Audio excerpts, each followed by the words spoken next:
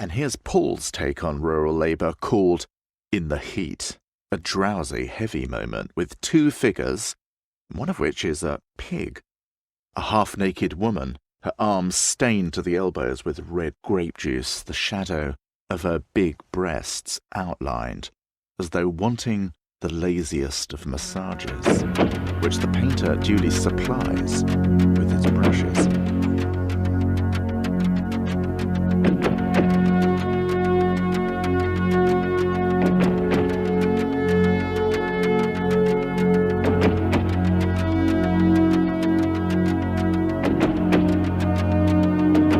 Hello and welcome to True Crime Rocket Science, the most credible voice in true crime. We finished the previous episode with the death and funeral and sort of wake of Vincent van Gogh.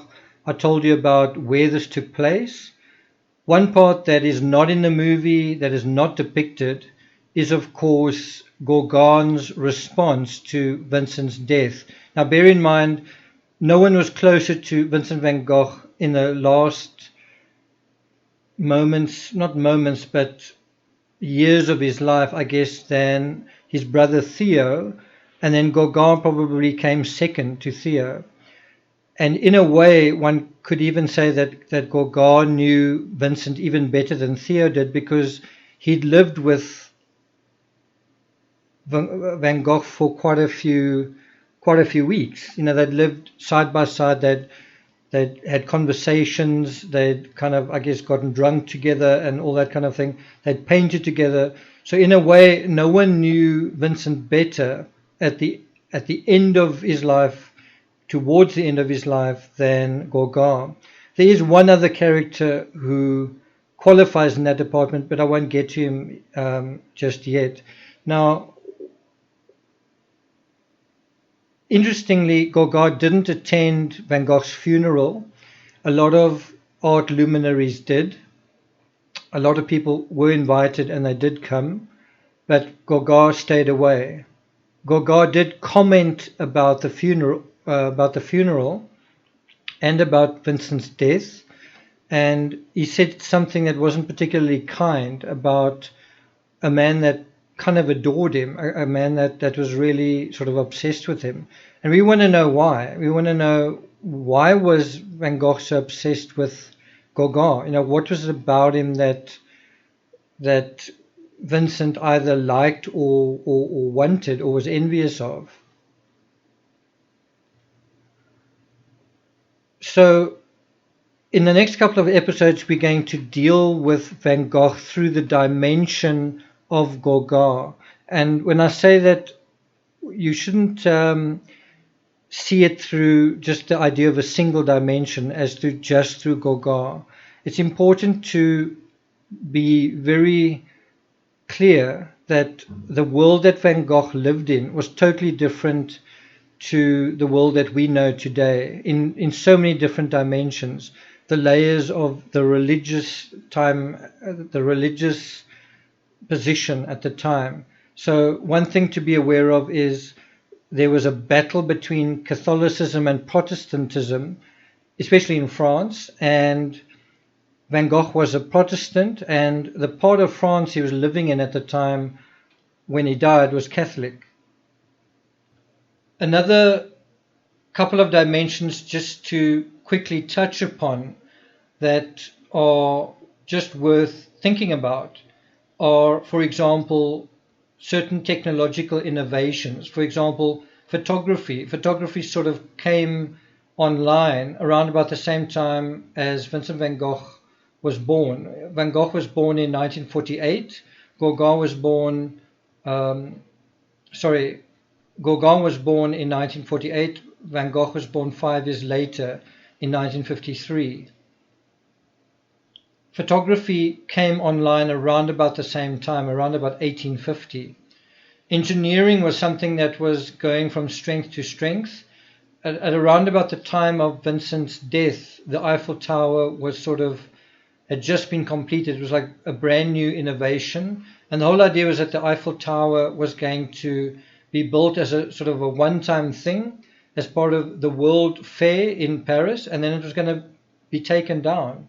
You know, I was under the Eiffel Tower. I've actually slept under the Eiffel Tower as well on a previous visit to France. But when I was there last year, you know, being under the Eiffel Tower and sort of wandering around it in 2019, it sort of makes you think, wow, you know, this wasn't even built as a tourist attraction, as in something emblematic of Paris. It was really just built to showcase engineering in the late 19th century, and it ended up being a sort of an icon which is now world famous. I mean, you know, it's really become something, a signature tourist attraction. But it didn't start off that way. So there was a lot that was changing. The energy systems of the world were changing also from steam and all that kind of thing to electricity. It was the advent of the automobile. The automobile was about to undergo mass production. Medicine was being revolutionized with things like penicillin and the cure for rabies. Gun manufacturers were also, well, that's another element that was also important and had a bearing with the World Fair, and we'll talk about that eventually as well. There were other things like dentistry, for example, that has been with us throughout history. Dentistry happens to be quite an old kind of, let's call it medicine. And then there are other things that are very recent that they didn't have in those times. They didn't have antidepressants. Someone mentioned that, you know, didn't Van Gogh come off drugs, or wasn't there some kind of chemical aspect to his suicide? Well, antidepressants only came on the scene about 100 years after Van Gogh's birth, so in the late, well, around about the 1950s. And I think one of the most fascinating aspects is the, let's call it the birth of true crime. The true crime genre kind of was born in around about 1888 with the publication of Sherlock Holmes's book, A Study in Scarlet, and also with the mass production of sort of newspaper, almost like comic newspapers or graphic newspapers, but these were like illustrated newspapers that went around the world. The news media was kind of in its infancy, but for the first time, a lot of people were getting the news from different places. So you could be in France and you could be reading about Jack the Ripper, and Jack the Ripper was taking place in 1889. And I believe this is one of the topics of conversation between Van Gogh and Gauguin. Jack the Ripper was very big news at the time of the ear incident, and a lot of people were talking about it. And it was, if you think about the news media today, you can have dozens, if not hundreds, of stories going on at the same time. Well, at that time, you could have one story that people were just chattering about constantly. And in 1889, it was Jack the Ripper. So I bet most of you didn't know that Vincent van Gogh himself was kind of a reader. He was a bit of a bookworm, and he was very interested in Sherlock Holmes and in Jack the Ripper. So we want to get to know Van Gogh through a lot of these dimensions so that we know what world he's living in. We want to know what the confines were, what the culture was, what the sort of driving forces were, what was the cultural context. And bear in mind, Van Gogh was kind of an expat. He was a Dutchman living in the south of France. He could speak French, but he was also kind of regarded as an outsider. And the more he behaved badly, the more they wanted him out. So he's an outsider, and then they wanted him out. And it's easier to kick out an outsider than one of your own. The thought probably wouldn't even occur to you to kind of kick someone out of your community if it's a local.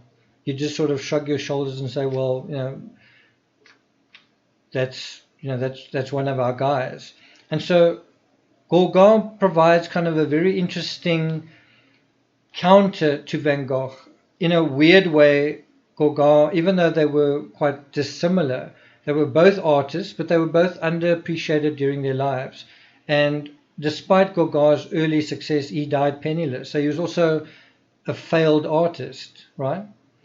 And that kind of addresses the question where you might say, if Vincent van Gogh didn't die when he died, if he wasn't shot, or if he didn't commit suicide, if only he didn't die, what could he have achieved? Well, in a weird way, Gauguin kind of answers that question, because Gauguin did continue to live for not that much longer. I think something like another 13 years, right? Gauguin only lived until 1903. So, he died 13 years after Van Gogh, and he was 54 years of age when he died, which is actually around about 10, 13 years more than the average lifespan of people around about that time. So one can say that Gauguin kind of presents the possibility of what Van Gogh could have achieved had he not died, and unfortunately the answer to that is not much. And one might actually say that Van Gogh's death cemented his legend. The intensity of his life story made his legacy so much more compelling than Gauguin's. In a weird way, you could say, shouldn't Gauguin be a more highly regarded artist than Van Gogh? I mean, he painted more thoughtfully. He went to all this kind of effort, and so on and so on and so on. And if Van Gogh, who is so highly regarded today, regarded Gauguin as highly as he did, shouldn't we do the same? Shouldn't we also regard Gauguin as the absolute master? And we're going to address a couple of those questions. We're also going to go through the dimension of Van Gogh through Gauguin. We're going to try and look at Van Gogh through the artworks that they produced in a contemporary way, where they were influenced by one another. We're going to do that. And then we're going to just look at Gauguin's art and his attitude in general, and see how that is different to Van Gogh's. We're going to get a better sense of Van Gogh by seeing who he's not, and how he was not like Gauguin. If we refer to that clip played at the beginning of this episode, where you heard Simon Sharma in The Power of Art, he talks about that scene north of Arles, and I've actually cycled there by bicycle in the springtime. But when you hear Simon Sharma talking about it, you kind of have a situation where both artists are on location, and this is actually depicted quite interestingly in Lust for Life, where you see this vineyard that's sort of very reddish in color, kind of a burnished sort of color, and you see both artists on site trying to do their thing. And Vincent van Gogh is up to the task of painting despite a strong wind blowing, and Gauguin has had enough and he just wants to go home. And what that depiction missed was basically what actually occurred at the end of the day. And what occurred was, with Gauguin kind of rubbing shoulders with him, or basically in the area, Vincent produced a work of art that he managed to sell, and he made quite a decent sale, 400 francs.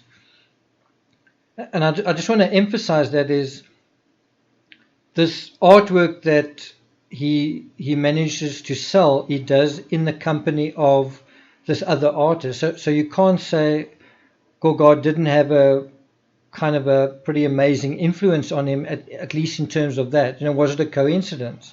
One thing that's very interesting with that particular artwork that Van Gogh sold is it's probably one of Van Gogh's reddest works, if that makes sense.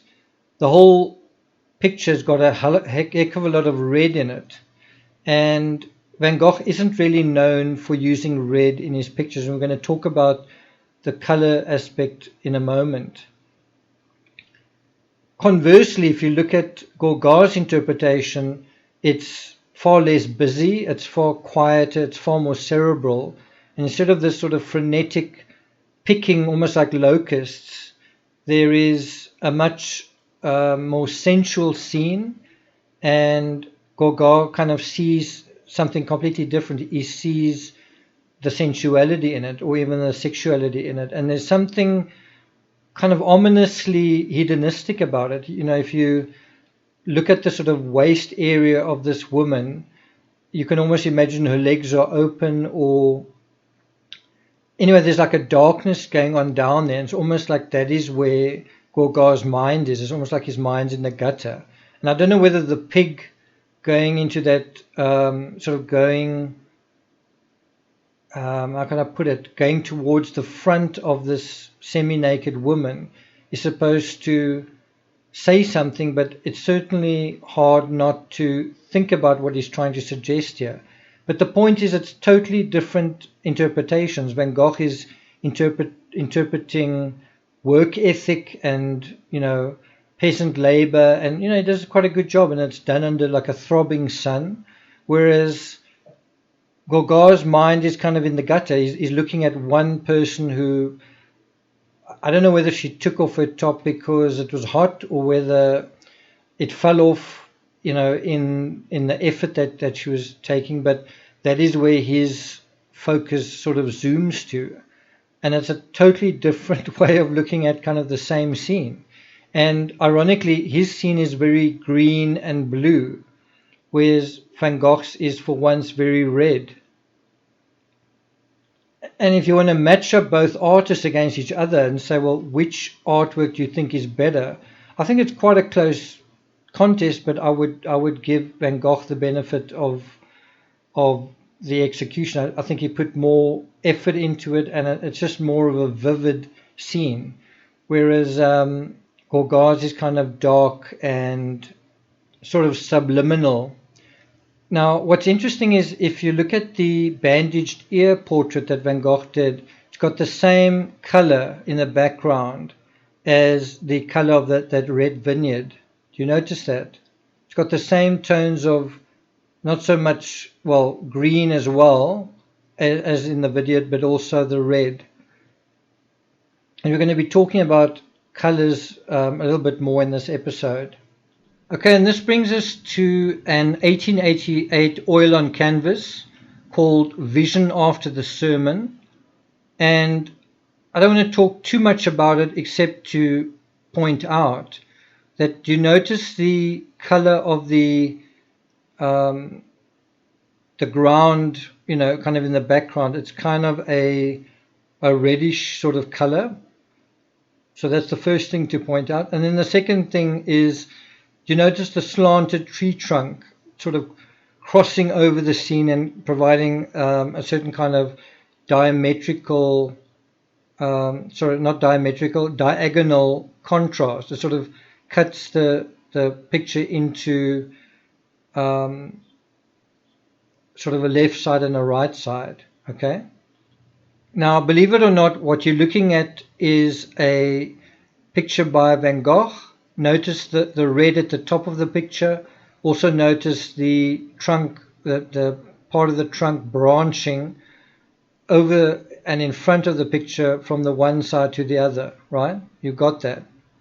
Now, that's not really a original work of art. I think you can see with the Japanese writing on the side. This is a Vincent van Gogh execution, but what he's done is he's copied a work by a Japanese artist. And the point is, both artists have actually become very enamored with some of the Japanese prints, both artists at the same time. So in this case, you see basically just the whole idea of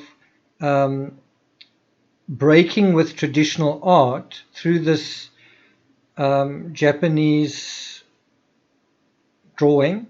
And what is happening is it's inspiring these European artists to experiment themselves and to do things themselves. So they're using some of the stylistic attitudes, if that's the word, of the Japanese artist, and still with some contextual elements of the European setting. So it might be, people dressed a certain way or people in a field, but having that in the background, but changing certain elements perhaps in the foreground, and also using color in a stronger way. So bear in mind with this Japanese print, the red is the sky, and that is just a very, for them it is quite a revolutionary way of looking at things.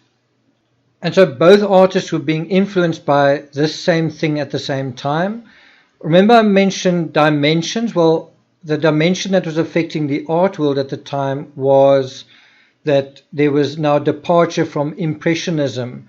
Impressionism had sort of governed the art world for quite a while. The likes of Monet and so on had sort of softened the world and sort of, provided quite a romantic view of flowers and sort of a kind of an idyllic impression of reality. And Van Gogh and Gauguin were kind of wanting to go the other way, or to go another way. They wanted to interpret reality in a different way. Instead of making it softer, they wanted to do something else with it. They weren't quite sure what, except that they wanted to do something different. And so here you can see Van Gogh's interpretation of the sower. It's a theme that he painted several times with different kind of iterations. And what you see in this image, once again, is the tree, the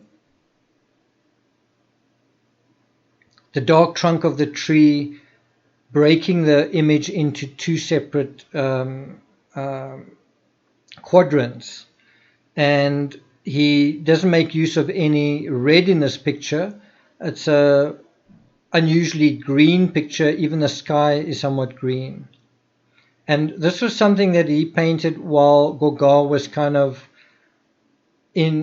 around, and it was something that what Gauguin was trying to get him to do was to paint in an imaginative way, not paint something that was in front of him, but paint something that was in his imagination. And this was an attempt by Van Gogh to do this.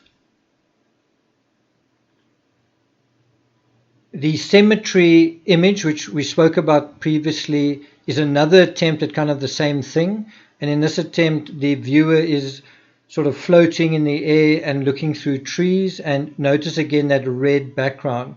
And this is sort of hearkening to trying to find a way to interpret those Japanese prints in a way that would be compelling and new to a European audience. And so what is really interesting again in this, and it is something we looked at previously, is Gauguin's interpretation of the same scene is just completely different. And in this respect, I would give Gauguin the prize for the better executed drawing. But bear in mind, here Van Gogh is trying to paint in a style that is not used to, that in other words, it was experimental. Whereas Gauguin is painting just the way that is, good for him and natural for him. Now we're going to go through a couple of paintings that Gauguin executed while he was in Arles, while he was living with Van Gogh. So in the foreground you see Mrs. Genoa, and notice in the background is a pool table, and behind the red ball is a guy who sort of passed out. And notice the color right above that is that same red again. You have the red of the wall and the green of the pool table, right? Then we go to Vincent van Gogh's execution of the same scene. There's the pool table and the red wall and so on. And you can't see it so clearly from this particular cropped image because it's cropped quite excessively, but there's quite a lot of red and green in this particular image. Notice also on the table the bottles of probably absinthe.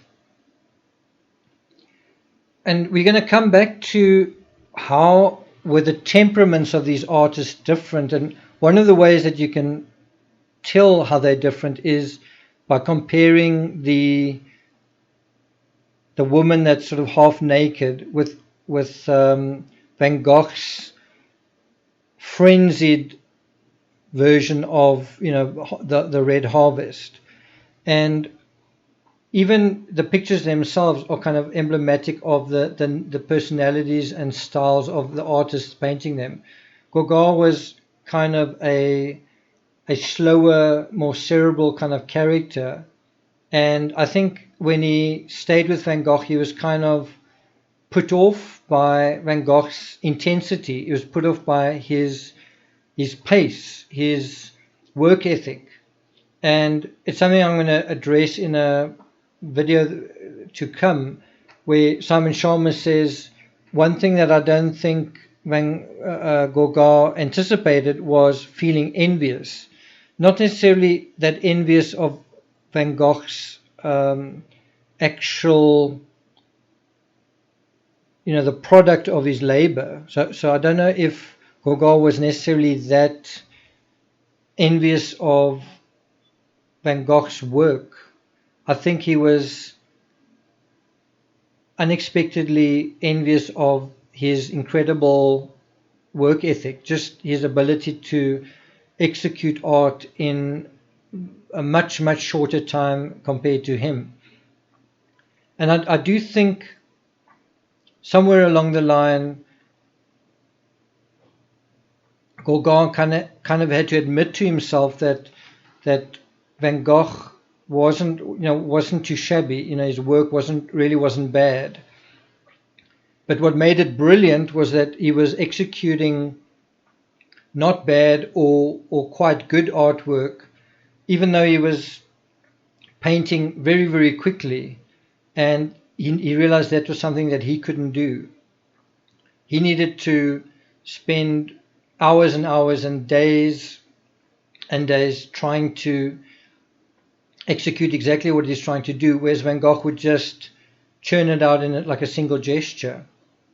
And I think this made Gauguin, who was so secure in himself and so confident, suddenly feel a little less insecure. And that's never good for an artist. Insecurity is poison for an artist. And now we're just going to go through a couple of self-portraits Gauguin did of himself. And as we go through them, I'm just going to touch on a couple of facts about Gauguin's life. And you can read about his life on Wikipedia. In this episode, we're only going to deal with his family history and early life, and his education and his first job, and then I guess his marriage. So we're not really going to deal with how he started painting, when he became a stockbroker or any of that stuff. So he was born in Paris. His birth coincided with wars that were going on throughout Europe in the same year. There were sort of revolutions taking place. His father was a liberal journalist who came from a family of entrepreneurs, and they lived in Orléans. Sorry, I'm not that au fait with how to pronounce all these words and or these names.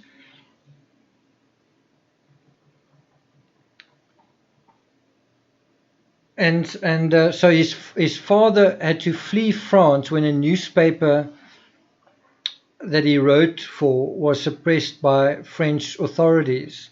So you kind of got the idea that even Gauguin's father was a bit of not a rebel, but he was a guy who could sort of stir up problems, and that's what happened.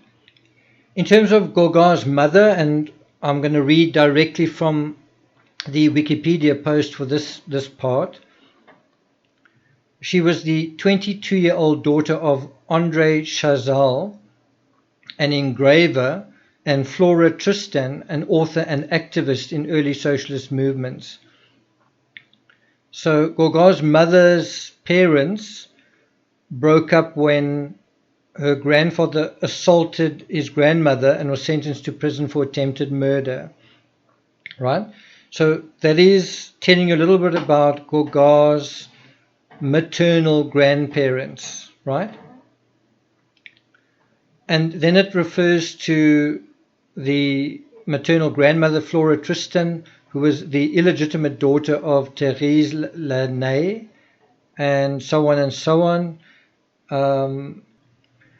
You'll notice going through his backstory that there was sort of a weird combination of aristocracy in terms of the Spanish side of the family, but then there was also and kind of power, and then there was also poverty. So there was aristocracy and poverty, and that kind of sums up Gauguin's life pretty well. Aristocracy and poverty. In a weird way, it's the inversion of Van Gogh's life. Van Gogh lived a life of absolute, penny pinching poverty, and today, if he was alive, he'd be one of the richest artists in the world, if not the richest. He would be an absolute or aristocrat. So according to Wikipedia, Gauguin had an idyllic childhood, and it ended abruptly when his family mentors fell from political power. And that happened in 1854, so just a year after his birth. And then his family returned to France from Peru. So he was kind of used to being somewhere else besides France. And now we go to education and first job. Gauguin attended a couple of schools, so he was he was one of those kids whose family moved around, so he was a bit of a dislocated soul. And he attended a Catholic boarding school. Now bear in mind that if Gauguin had Catholic sensibilities or a Catholic upbringing, Van Gogh had a Protestant upbringing because his father, who was a minister, was a Protestant minister. At age 14, Gauguin entered the L'Oréal Institute in Paris, which was a naval preparatory school. It was kind of like a military school, I guess. And then he took his final year at the Lycée Jeanne d'Arc, Joan of Arc, the school of Joan of Arc. And then he signed on as a pilot's assistant in the Merchant Marines. So he joined the Navy for a while. And then his mother died in 1867. Van Gogh's father died in 1885 of a heart attack.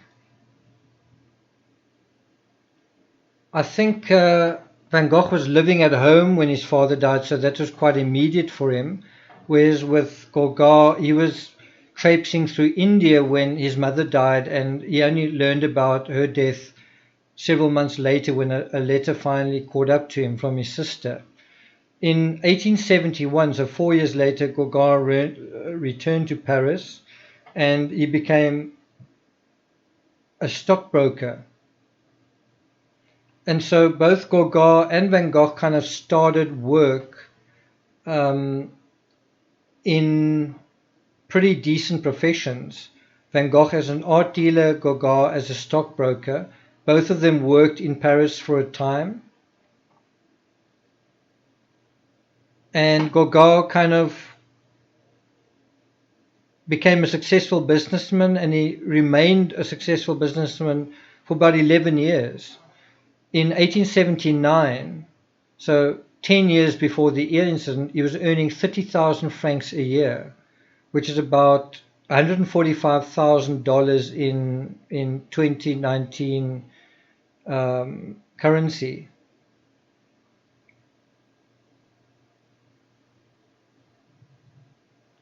And then in 1882, the Paris stock market crashed and the art market contracted, and I think Gauguin had also some investments in art, and Gauguin suddenly had nothing. And what he then tried to do was he turned his back on the stock market and he tried his hand at painting full time. And this sort of took place in 1882.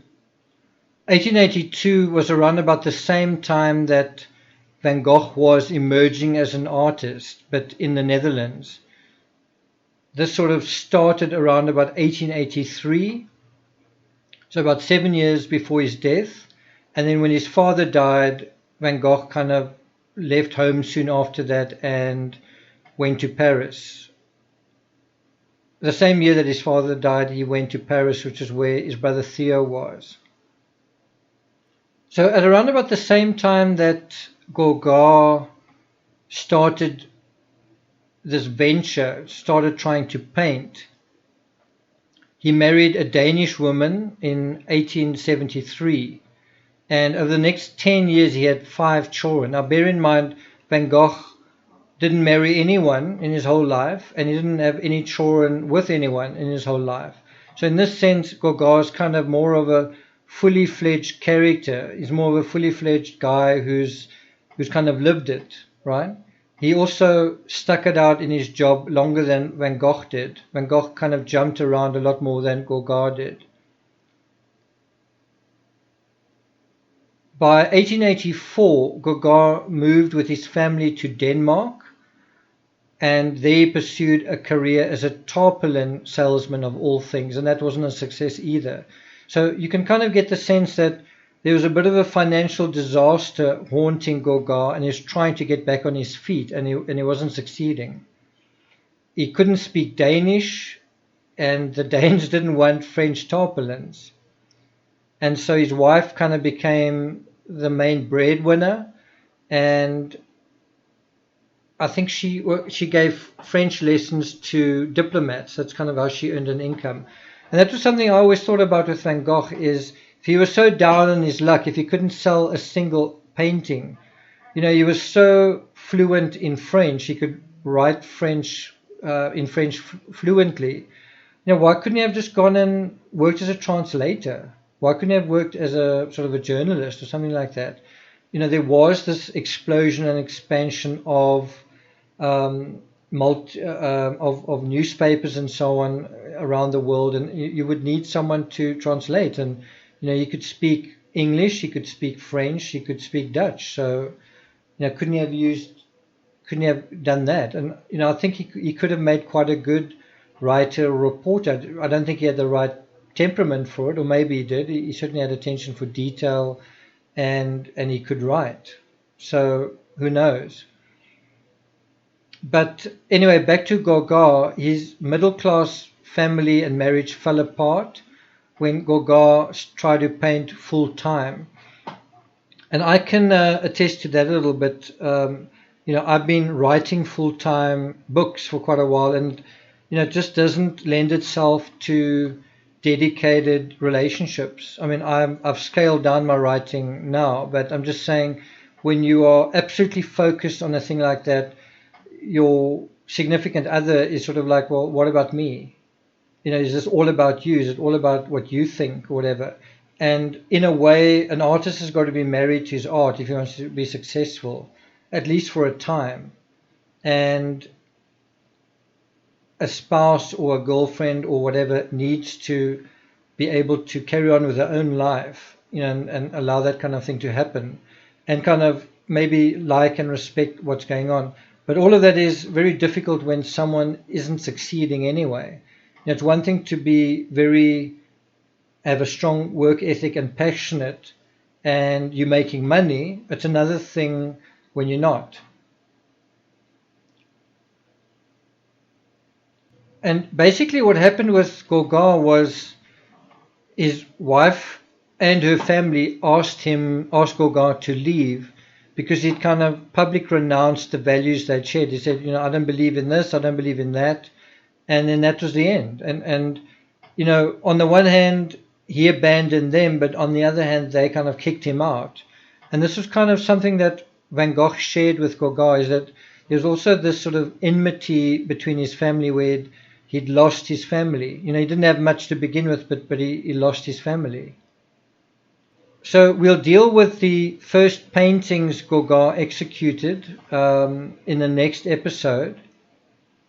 And just as we've dealt with Van Gogh through a couple of movies, we're going to deal with Gauguin through one or two movies as well. Thank you for listening. If you're enjoying the content on this channel, please subscribe, like, share, please share on Facebook especially, leave a comment, and I'll see you guys next time. It wasn't just a matter of technique or subject matter. Their philosophies of art were diametrically opposed. For Gauguin, art was just a swim in pure sensation. Don't sweat it, he once crushingly said, it's just a dream. But for Vincent van Gogh, there was no joy without sweat. The ride his art gave you was into the world, not away from it.